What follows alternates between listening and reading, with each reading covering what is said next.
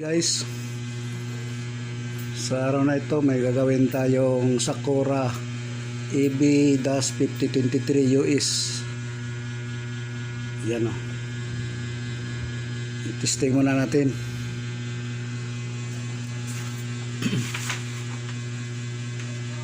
Anong problema niya? Yan.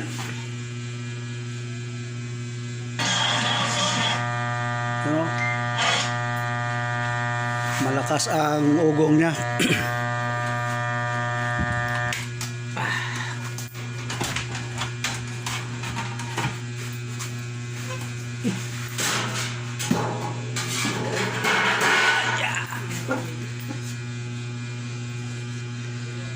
Yan o.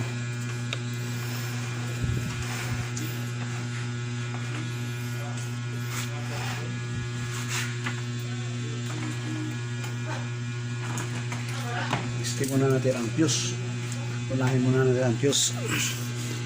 Ito. Fuse. Kita. Uy! Hindi na makita.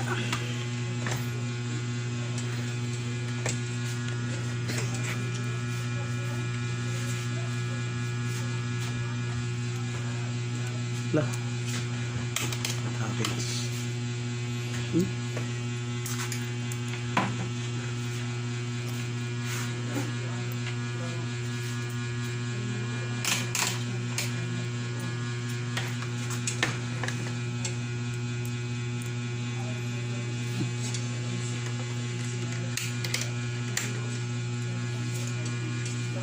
Fuse muna.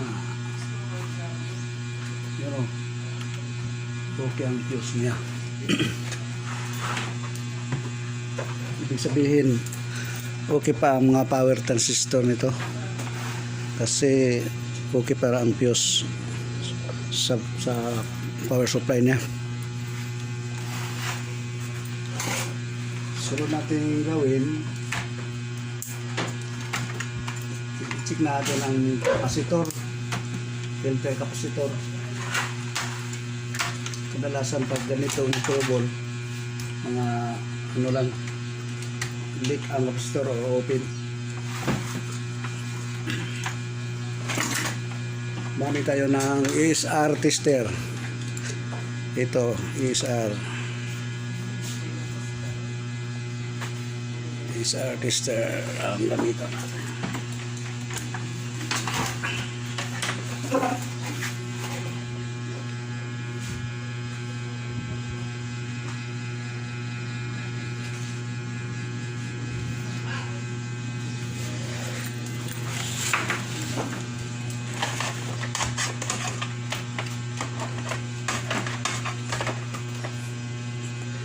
Ang ESR tester, kahit nakakabit ang kapasitor, pwede natin magamit ang ESR tester. Ma-detect natin ang sira kahit naka-connect siya dito sa board. Yan o. Ito. Kahit i-reverse natin, okay pa siya. Dito sa isa. Yan o. Kita. Hindi siya umabot dito sa good. Reverse natin. Yan. Wala pa rin. Kasi duda na tayo dito na ito lang ang posibleng sira nito.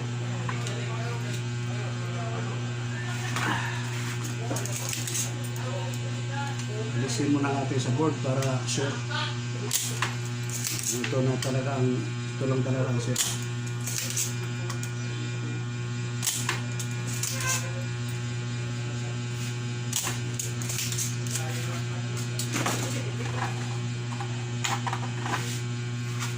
Ito, tanggal na. Ulitin natin. Ulitin ko lang pala. Ako lang pala dito.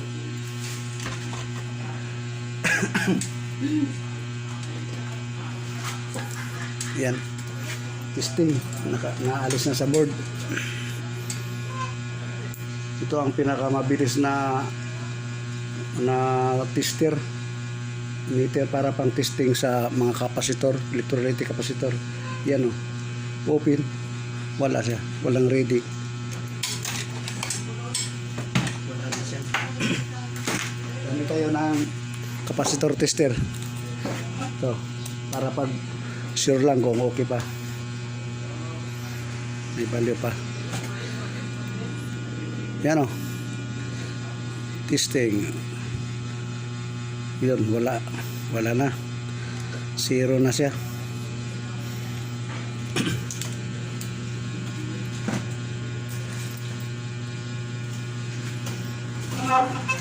Ito may kita akong pampalit sa kapasitor.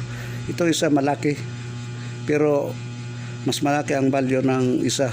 Maliit siya sa physical, pero ang value niya mas, ito isa 10,000 microfarad at ito 10,000 microfarad, pero 50 volts lang.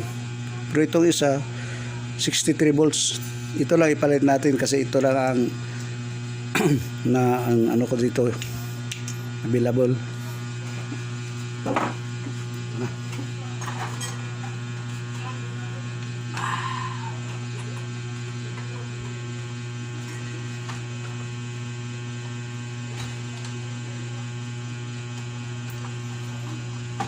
Palit tayo ng kapasitor, siguraduhin natin na hindi baliktad ang pagka lagay, baka pag na ano baliktad ang pagkakabit o pagkalagay dito, sumasabog ito, mas malakas pa sa ibentador.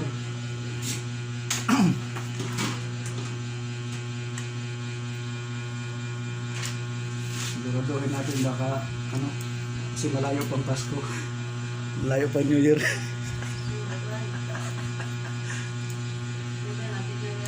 Baka sumasabog, malayo pa New Year. Okay lang kung New Year. Pag sumabog ang kapasitor, hindi halata. Hindi halata kasi maraming magpaputok. Yan. Check. Double check. Dito ang negative. Para sure. Okay. Tignan natin. Balik ko pala. Walang gaya guys.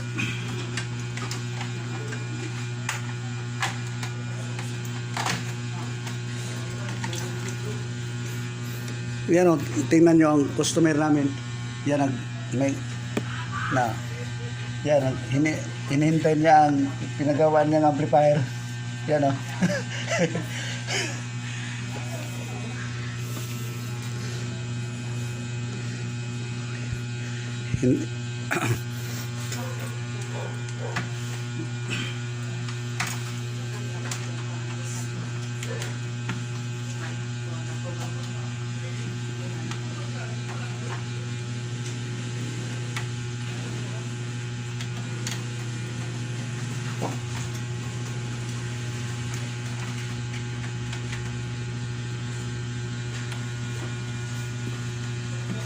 Dito na. Nabalik ko na. Pasensya na kayo guys ha. Walang cut ang video kong ito. Walang edit. Direct lang to. Testing muna. Testing na naman. Oh, yan, nakasaksak na. On. Power na siya.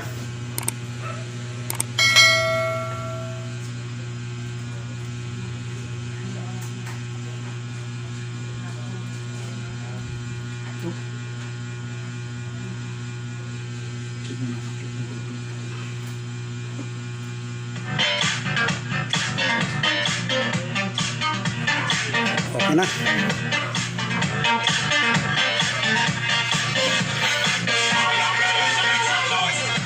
Okay na guys ha. Hanggang dito lang muna ang video natin.